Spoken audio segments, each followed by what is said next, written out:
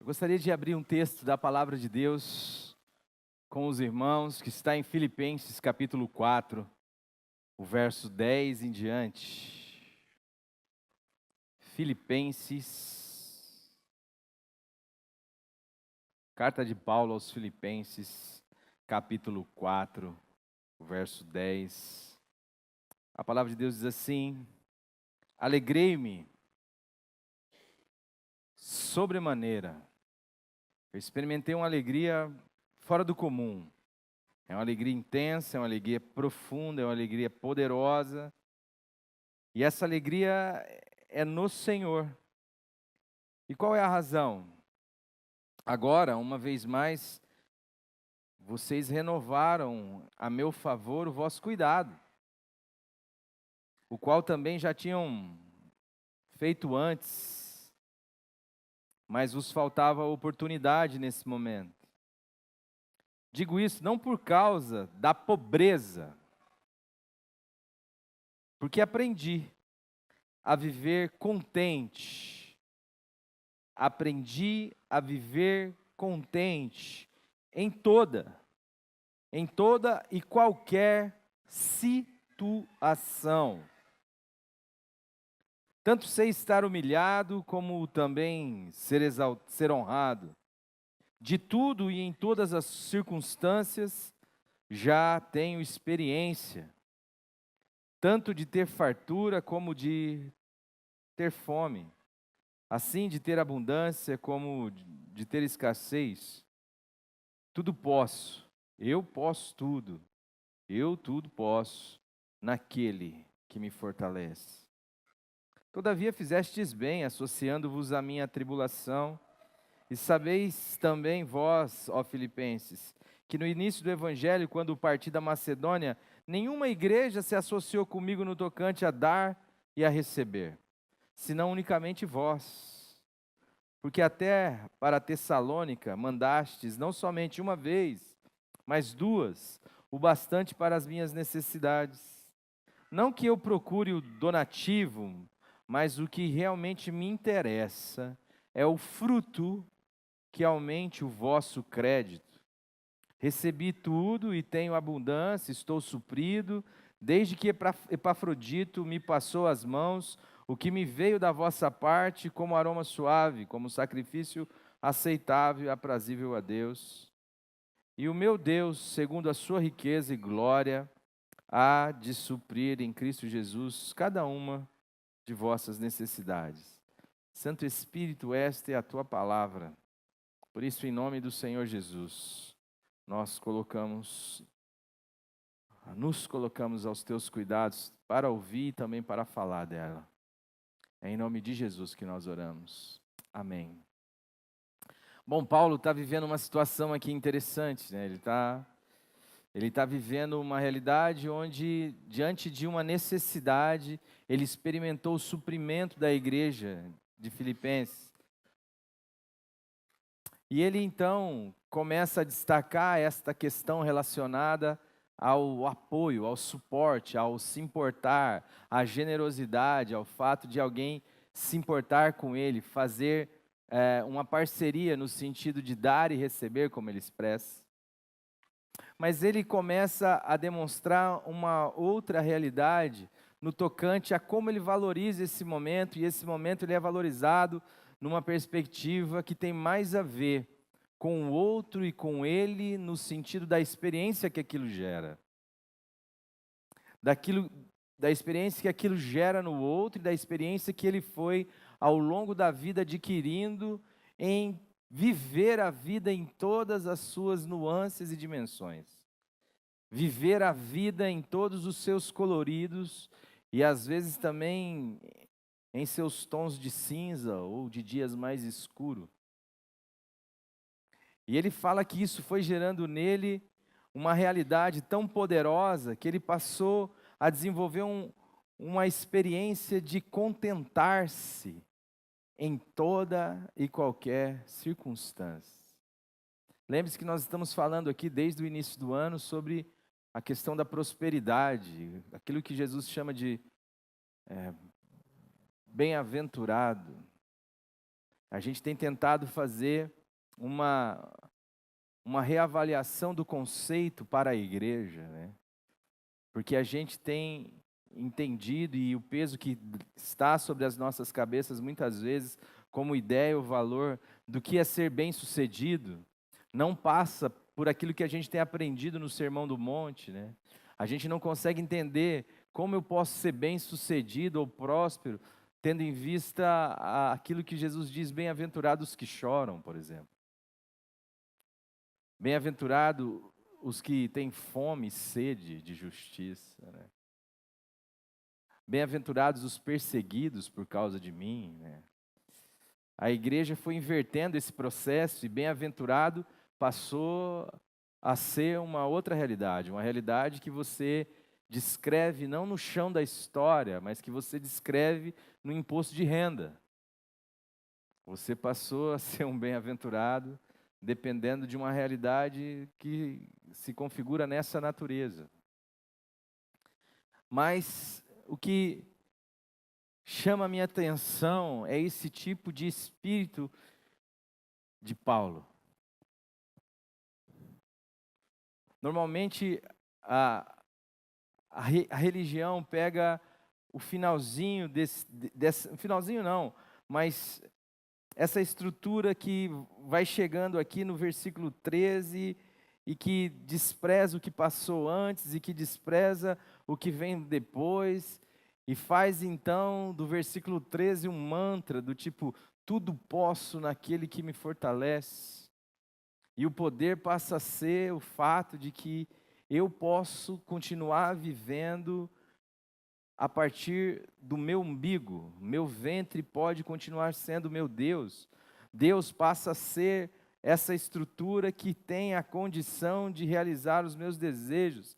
A fé é diluída do seu sentido original de confiar em Deus para que Deus faça a sua vontade em nós, para o desconfiar de Deus e a manipulação de Deus que precisa fazer o que eu quero, de tal forma que a fé é esta condição de fazer com que Deus faça o que eu gostaria que Ele fizesse. Deus é aquele que não sabe o que eu preciso, não sabe o que é bom para mim. Deus é aquele que precisa se converter a mim e não eu a Ele. Deus é aquele que é um cara que está pouco se lixando para mim. Deus é alguém com uma baixa estima terrível e que eu preciso, de alguma forma, bajulá-lo, ou de alguma forma, a partir de um rito, manipulá-lo, de tal maneira que o meu interesse acabe se efetivando na história. E é interessante porque isso nunca foi prosperidade para Deus. Isso nunca foi sinônimo de bem-sucedido para Deus.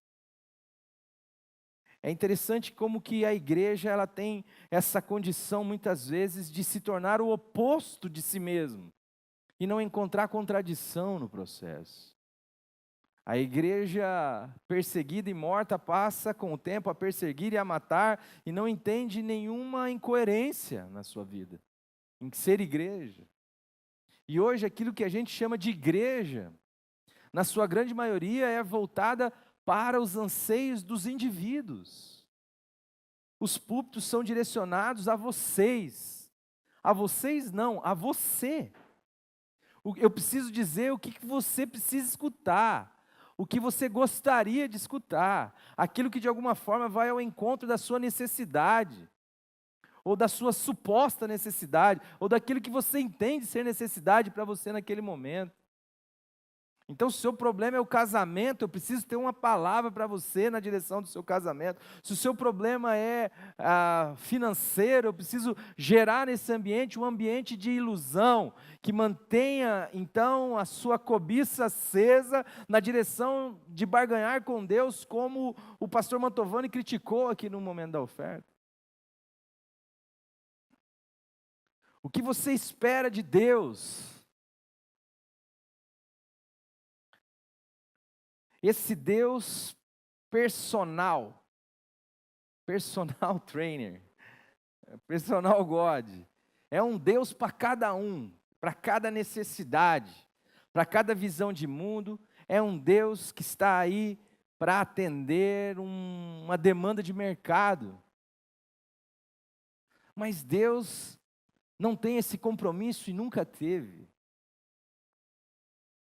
Deus é aquele que nos chama à verdadeira vida, à verdadeira fé, à verdadeira aventura de ser em Deus, assumindo a nossa identidade em Deus, ainda que isso represente um antagonismo aos valores, às ideias, inclusive da religião que é criada em nome de Deus.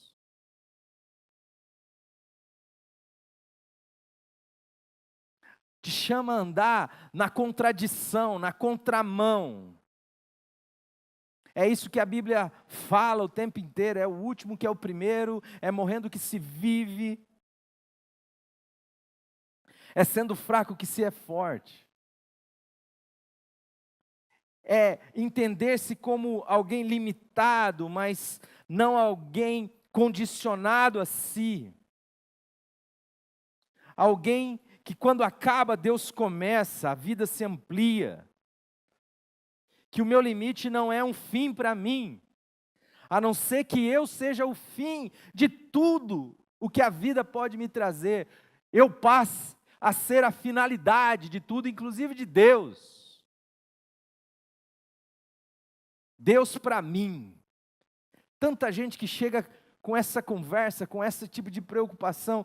Por que Deus não faz o que eu quero? Por que Deus não faz meu marido voltar? Por que Deus não faz eu ganhar na Mega Sena? Por que Deus não me cura? Por que Deus não me...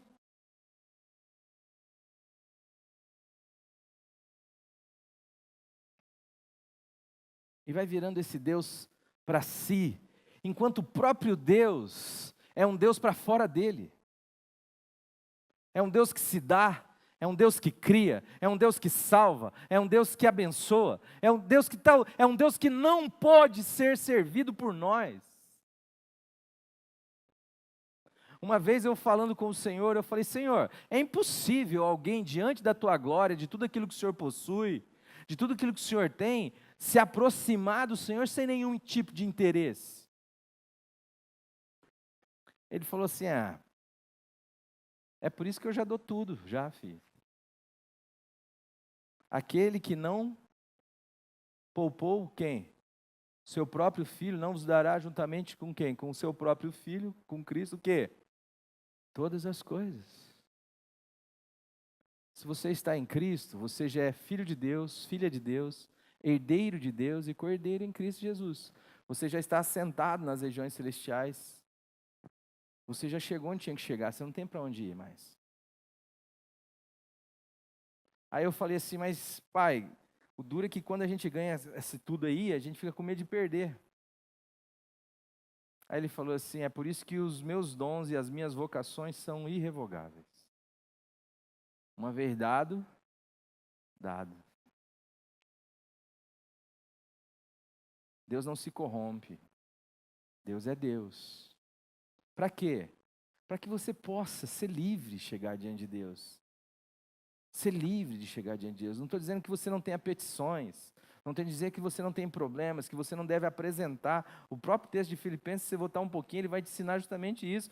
A apresentar diante de Deus todas as vossas petições. Mas com qual objetivo? Com o objetivo de que a angústia, de que a ansiedade seja arrancada do vosso peito. Fazei conhecido diante de Deus todas as vossas petições, com orações, súplicas e ações de graça.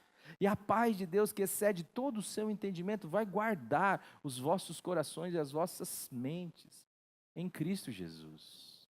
É para a sua saúde. E essa semana aconteceu uma tragédia, né? Então eu lembro que eu cheguei em casa, meu filhinho chegou, Mateus: pai. Eu falei: o que foi, filho? Ele falou: morreu 10 meninos do Flamengo. E aquilo ainda mais para eu que sou flamenguista doente. E aquilo é triste de ver, né? 10 meninos, 14, 15, 16 aninhos, mortos no incêndio.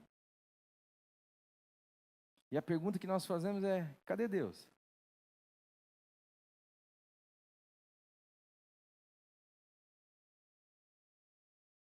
Onde é que está Deus na hora dessa?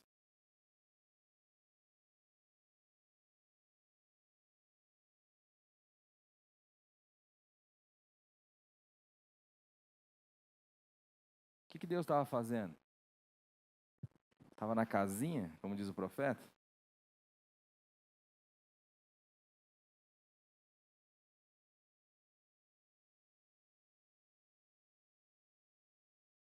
Dez jovens com seus sonhos interrompidos em virtude de uma faísca que saiu no ar-condicionado e que, em face de uma sequência de realidades, fez com que a chama se propagasse muito rapidamente e não desse tempo de salvar 10 meninos. Gente com um futuro, gente que representava o futuro, tinha um futuro para si e representava o futuro talvez de muitos, que normalmente a esperança dos pais, da família está depositada sobre os ombros de gente tão nova. Pessoas que imaginaram quando o filho foi aceito na elite do futebol brasileiro, que se imaginava prosperando.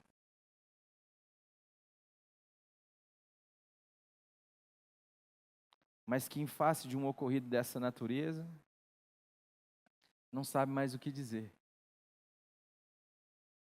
E às vezes, precisa se defender a sua divindade, criada pela sua religiosidade.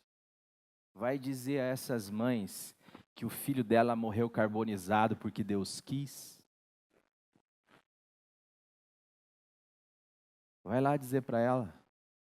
Fala assim: relaxa, é Deus que quis que seu filho morresse queimado. Isso é bom para ser dito numa teologia superficial de um Deus insensível, pagão, impessoal e de um Deus mau no final.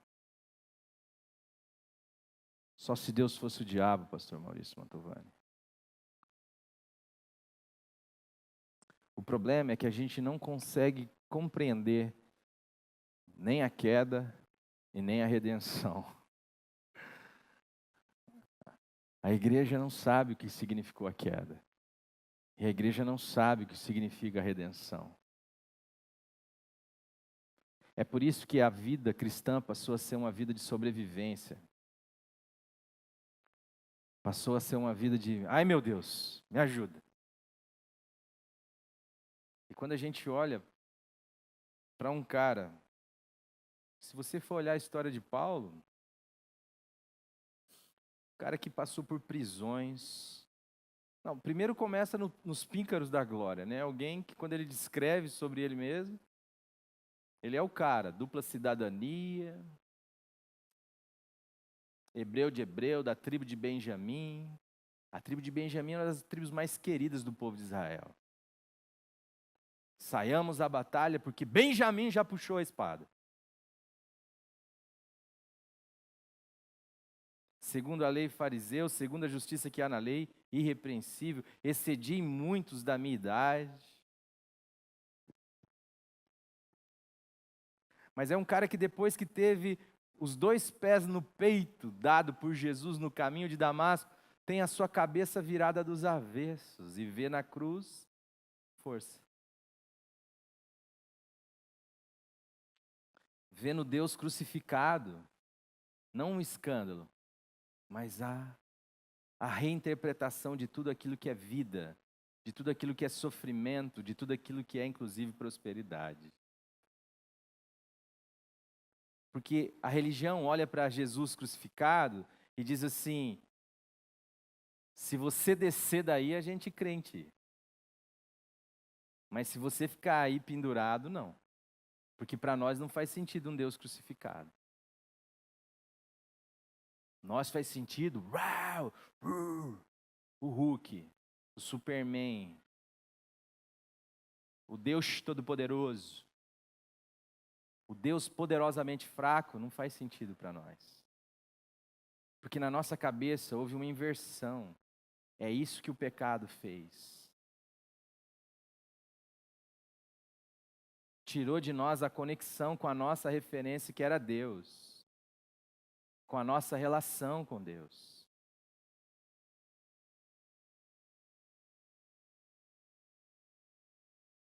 Mas a nossa vida, sabe o que vai acontecendo? Chega no meu consultório às vezes, a pessoa que tem a seguinte ideia de Deus. Primeiro que ela tem uma ficção por prosperar, as coisas não estão dando certo para ela, seja numa determinada área, seja numa outra, ou seja numa outra. E quando as coisas começam a dar errado, ela acha que aquilo é Deus que está querendo para ela. E essa divindade que está querendo o seu mal, é uma divindade poderosa da qual ela não pode nem reclamar. Que se ela reclamar, ela piora ainda mais a vida dela. Então ela vai tolerando essa divindade, mas chega uma hora que ela cachapa a vida dela, e então ela entra num cinismo. Porque ela perde o senso de protagonismo histórico, ela acha que não tem o que ela fazer.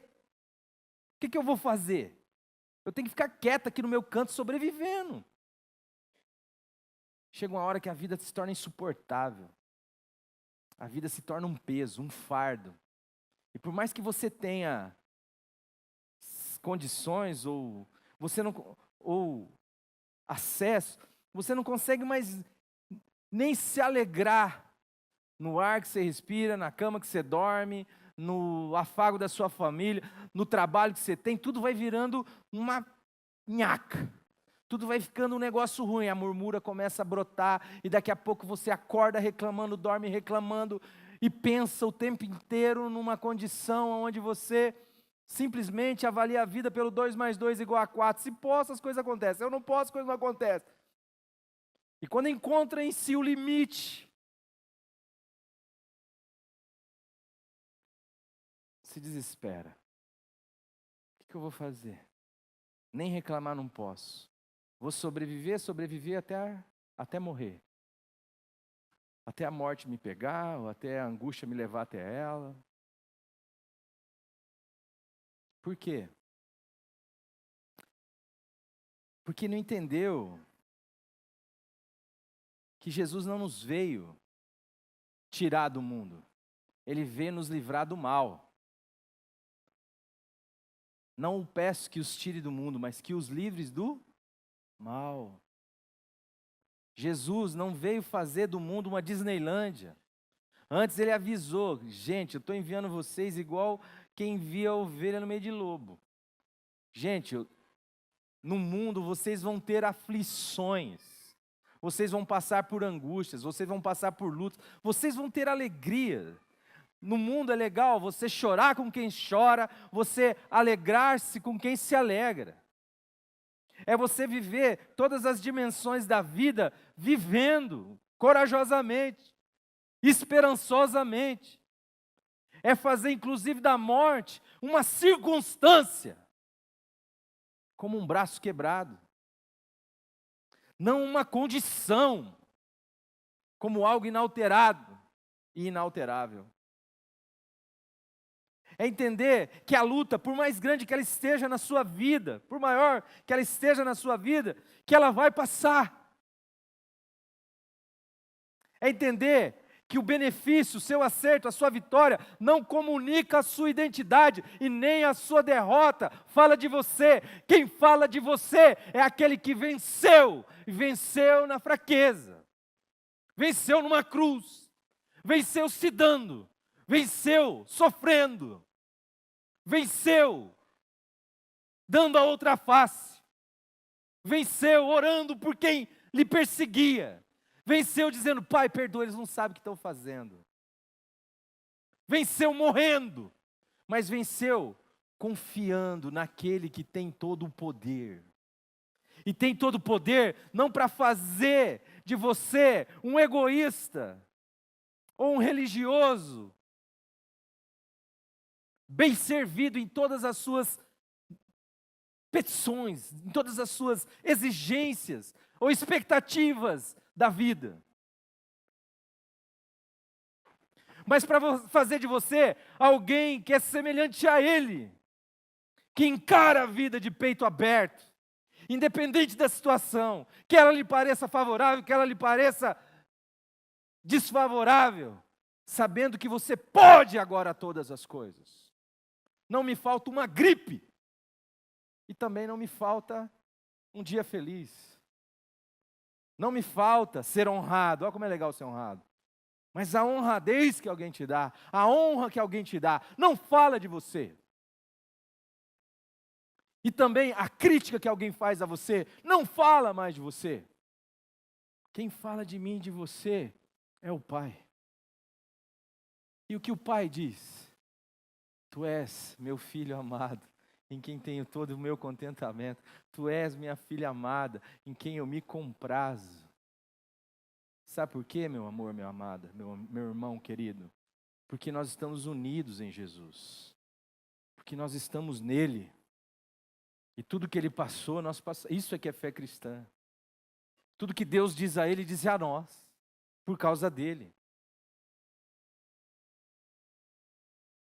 De tal forma que se sua vida estiver ruim hoje, está com uma dificuldade, saiba de uma coisa, sempre existe uma escolha para o bem positivo.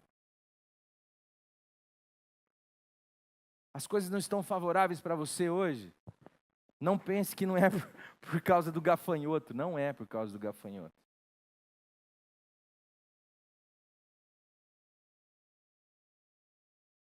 É porque os tempos são difíceis mesmo. Independente de como você está. Normalmente para nós, para ser bem sincero, tá bem é tá com dinheiro. Fulano, tá bem, rapaz, o filho do homem deu certo na vida. Ah, deu certo? O que aconteceu? Tá com uma esposa bacana, uns filhos legais e tal, tá vivendo bem. Não, o cara acertou aí num negócio, virou milionário, deu certo, cara. Tá, mas como é que tá a vida do cara? Como é que tá a vida dele com Deus? Como é que ele trata a esposa dele? Como é que ele trata os filhos dele? Como é que ele está com ele mesmo? Não, tá certo aí, mas essas coisas eu não perguntei, não. Não interessa, né, irmão?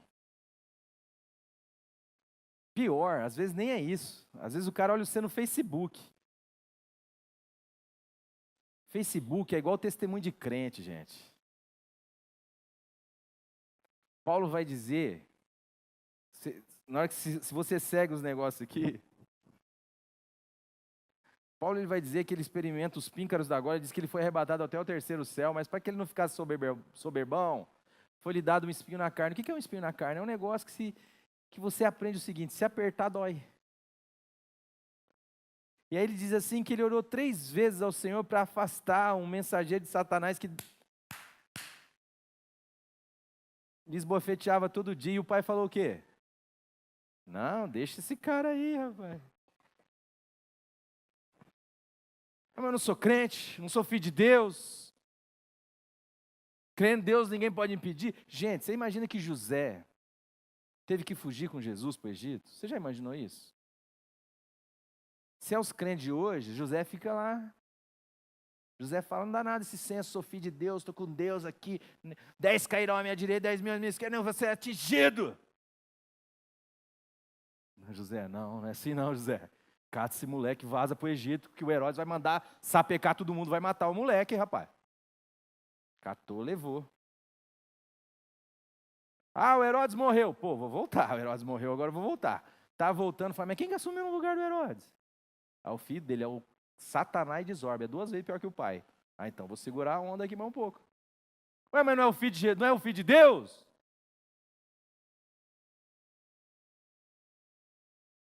A gente tem uma cabeça desconectada da vida, acha que a fé cristã é um negócio para alucinar, louco. O chão da história é assim, irmãos. A gente dá topada, tem que usar a cabeça, tem que usar a sabedoria, tem que usar a fé, tem que usar o discernimento, tem que ser manso, como a pomba. Como que é? Me ajuda aí. Simples como a pomba, mas prudente como a serpente. Você já viu serpente passeando aí? Você não vê. Ela vai, faz o que tem que fazer e volta. Por quê? Porque ela sabe que se ela pôr a cabeça para fora, tem 200 para matar ela. Ah, mas se Deus quiser, ela não vai morrer.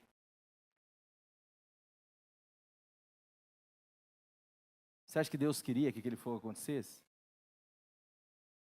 Você acha que quando o ladrão coloca a arma na sua cabeça e fala, passa tudo, é a vontade de Deus ou do ladrão? A vontade de Deus, eu vou falar para você qual é, que o ladrão divida com você o que ele tem, que você divida com o ladrão que você tem. Essa é a vontade de Deus expressa em Jesus o Cristo.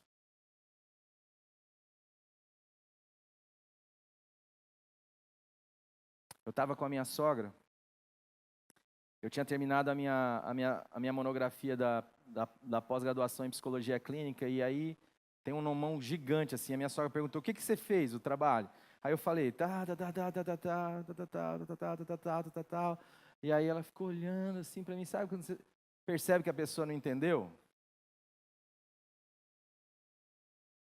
Daí, a gente estava almoçando, ela começou a contar uma história, ela disse assim, ela trabalhava na Procuradoria-Geral da República, e esse ano ela se aposentou, e ela tinha um ciclo de amizades lá, e um dia tinha uma mulher falando mal do médico dela.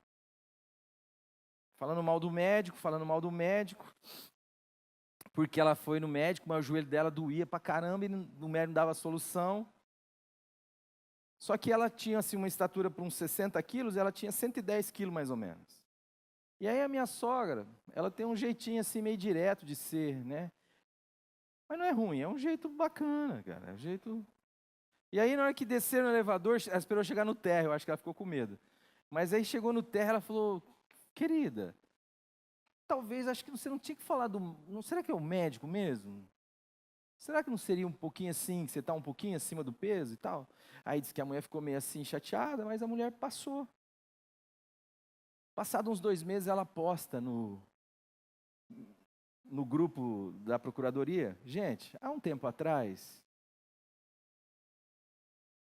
eu estava assim, assim, assim, assado, e a irmã veio e falou isso, isso e isso. Na hora eu fiquei com raiva. Mas depois eu fui para casa e eu comecei a pensar, e eu falei, cara, a irmã tem razão. E eu comecei então a mudar algumas questões na minha vida. Resumindo a história, essa mulher hoje tem 60 quilos. E isso tem mais ou menos uns 2 anos. Aí eu falei, para aí, sogra. É isso aí o que eu falei na minha monografia. A senhora reparou que o que gerou essa realidade foi uma palavra? A gente acredita que isso é possível se o médico for lá e arrancar 90% do estômago dela, mas dizer que uma palavra gerou essa realidade, a gente tem uma dificuldade de acreditar. Aí eu disse a ela assim, a senhora sabe o que derrubou Brumadinho? Ela falou, o quê? Eu falei, uma palavra. Eu falei, a senhora quer que eu diga qual? Ela falou, qual? Eu falei, vantagem, lucro. Se a palavra em que Brumadinho tivesse construída fosse cuidado, Brumadinho não tinha caído. Sabe o que faz, sogra? Alguém construir um refeitório para 200 pessoas embaixo de uma barragem daquela? É uma palavra, vantagem. O cara já tirou terra daqui para caramba para jogar, para fazer aqui, ó. Ele fala, gente, nós já fizemos aqui, tudo, tá tudo certinho. Você acha que a gente vai fazer em outro lugar? Vai gastar mais dinheiro, vai dar mais. Vamos fazer aqui mesmo. Aí faz. Falei, sogra, só lembra as pontes que você chegava ali para trás do Catuaí, e na hora que você ia subindo para o centro de eventos, antigamente fazia uma estreitadinha assim, porque as duas pistas eram duplicadas, até o balão ali do Alphaville. Depois tinha uma ponte ali. Eles duplicaram e fizeram outra ponte. Não sei se vocês lembram disso. E a ponte, qual caiu? A velha ou a nova? A nova. Eu falei, sabe por quê, sogra? Porque a palavra que sustenta a velha é outra. Lá em 70, 60, quando fazia a ponte, os caras pensavam em durar. Hoje pensa em como é que a gente vai poder lucrar.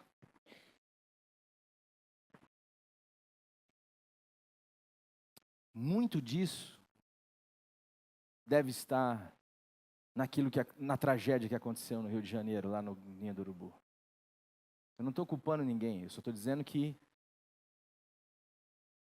a gente precisa pensar que existe uma dimensão nossa, que Deus nos chama a partilhar dessa dimensão com Ele, mas que ser próspero mesmo é você entender que você já chegou lá e que você está livre para viver aqui, sempre escolhendo uma escolha boa, sempre fazendo uma escolha na direção do bem, sempre não permitindo que a situação ou a circunstância dê a última palavra a seu respeito, porque você não está por conta, você não está só, você tem Deus. Se Deus é a sua vida, se Jesus Cristo é Senhor da sua vida, a sua vida está nas mãos de um soberano, e ser soberano não significa que tudo que acontece é vontade dele, ser soberano significa que o seu plano será cumprido, independente do fato ou da sua ou da minha escolha, a vontade dele no fim, de um mundo onde gente livre, de escolhas livres, abraçaram o seu reino, pela misericórdia de um Deus que se manifestou na história e disse: se alguém quer, venha a mim e beba. Disse: se alguém quer ser meu discípulo, a si mesmo se negue, dia a dia tome a sua cruz, então venha após mim. E esse pessoal entendeu o seu recado. E cresceu como humano, cresceu a estatura de alguém que pode experimentar o todo da vida. Se eu fosse contar minha vida para vocês, minha vida dá uma novela. E a vida de cada um aqui eu sei que dá uma novela. Mas nós somos chamados, amados, a viver com esperança, a entender que o que eu faço tem uma dimensão eterna. Se você não entender que a sua vida cumpre um propósito no chão da história, e esse propósito tem a ver com aquilo que Deus disse lá no Éden, dizendo: eu quero gente que tenha a minha imagem, que tenha a minha semelhança, e que governe sobre tudo que é meu, que expresse o meu governo. Então a gente vai viver o tempo inteiro com medo das circunstâncias, chupando o ar, tentando sobreviver, fazendo Deus para mim, sem olhar para o lado, sem discernir o corpo, sem ter descanso, sem usufruir de uma plenitude de vida. Mas às vezes lotando as igrejas. Paulo é alguém que está feliz aqui, porque ele estava passando por um perrengue, e alguns irmãos perceberam esse perrengue, se movimentaram e falaram: vamos compartilhar com Paulo nesse sofrimento dele. E ele falou: isso não é a primeira vez que vocês fazem isso não, aquela outra vez também vocês fizeram isso e é bacana. Mas olha, já estou satisfeito, estou sossegado, estou tranquilo. E eu estou falando isso não é nem por causa da minha situação difícil não, eu estou falando, até porque eu já aprendi a viver em toda e qualquer situação. Ser próspero, amado, é confiar em Deus. É assumir o protagonismo da sua vida em Deus. É você olhar para um mar e entender que você não tem condição de abrir mar, mas não ficar parado esperando o faraó chegar.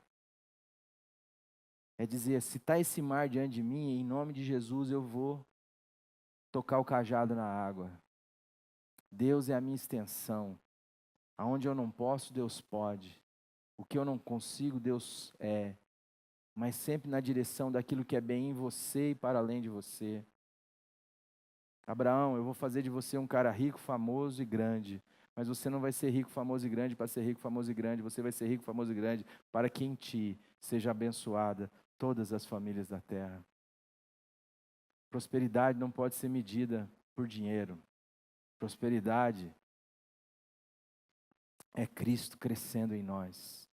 É a confiança de Cristo em Deus crescendo em nós. É a natureza de Cristo ganhando a dimensão da nossa vida. É a vida de Cristo se expressando em nós. Mas isto não irá acontecer, irmãos, sem o salto de fé, sem o mergulho na morte, sem a confiança em Deus que nos ressuscita dos mortos. E uma vez que ressuscitou a gente dentre os mortos em Cristo, nos dá então a condição de, no chão da história, andar na direção daquilo que a vida nos propõe com coragem, com alegria e com esperança. Dessa forma, nada vai conseguir abalar você, porque quer você passe por dificuldades, como diz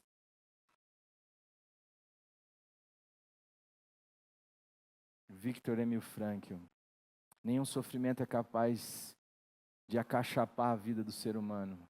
O único sofrimento que é capaz de fazer isso é um sofrimento que ele não encontra sentido. Se Deus te colocar numa festa hoje, celebre essa festa, vive essa festa. Se você estiver passando por uma luta, coloca a faca nos dentes, vai para dentro, sabendo de que Deus é contigo. Sabe o que para mim é prosperidade? É ver esses meninos morrendo com um sonho. Morrendo na busca de um sonho. É um jeito bom de morrer. Gente que tinha esperança. Gente que olhava para frente. Sabe por que você pode esperar, irmão? Sabe por que você pode fazer plano? Sabe por que você pode sonhar? Porque Jesus ressuscitou. Porque senão nem isso você pode. Eu sei que a morte foi trágica, mas eram os meninos que estavam ali, dedicando suas vidas, saindo longe das suas casas, fazendo o que podiam na direção de seu sonho. E a maioria deles, se não a totalidade deles, se você for conversar com eles, vai dizer para você que a causa da esperança deles é a fé deles em Deus. É um jeito bom de morrer, porque eu conheço um bando de gente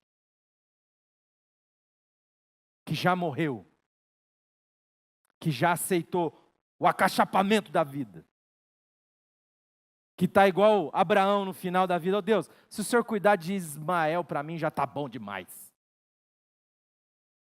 Não, mas você vai ter um filho.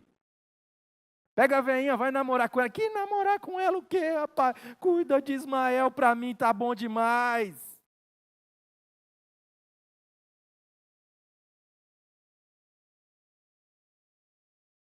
Ser próspero é morrer crendo em Deus, é viver crendo em Deus.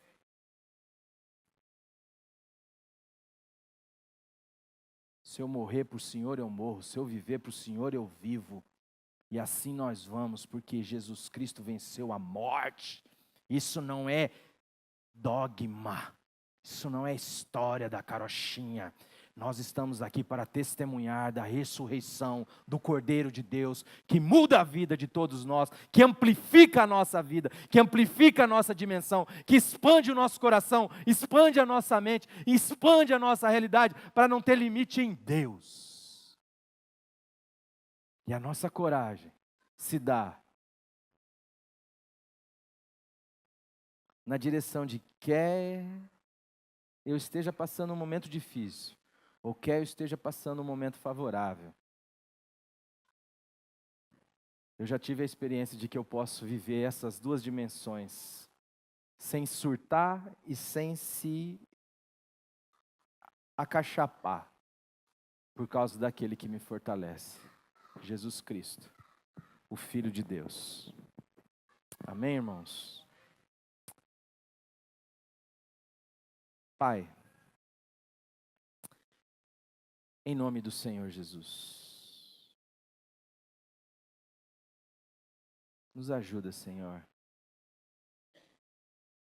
a viver com coragem, a encarar os dias difíceis, os dias de necessidade, o dia que nós precisamos ser amparados por alguém, por um irmão. Nos ajuda, Senhor, a viver os dias alegres, sem culpa, os dias de fartura, compartilhando de forma generosa, vivendo bem.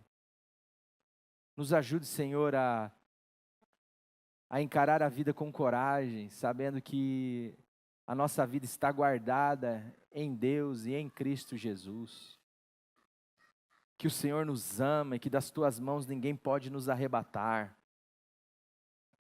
Que o Senhor é a nossa esperança, a nossa rocha, onde a nossa vida está posta. para que a gente possa viver, ó Deus, e não sobreviver neste mundo. Para que a gente não viva a lógica do poupar a si mesmo, mas para que a gente viva a lógica daquele que se derrama. Quem é represa guarda a água, quem é rio jorra a água. Quem é represa por medo de faltar. Quem é rio jorra para poder abençoar. E enquanto nós formos represas, Senhor, o Senhor não tem nem por que se manifestar. Mas enquanto formos rios, a Tua palavra nos garante que nós seremos uma fonte a jorrar para a eternidade. Que quem bebesse da água que Jesus desse, nunca mais teria sede, mas que seria uma fonte a jorrar. Senhor, dá-nos a fé para crer nisto, dá-nos a fé para dar razão ao Senhor, dizendo que Tu tens razão. E venha a nós o Teu reino, portanto, Pai, e seja feita a Tua vontade.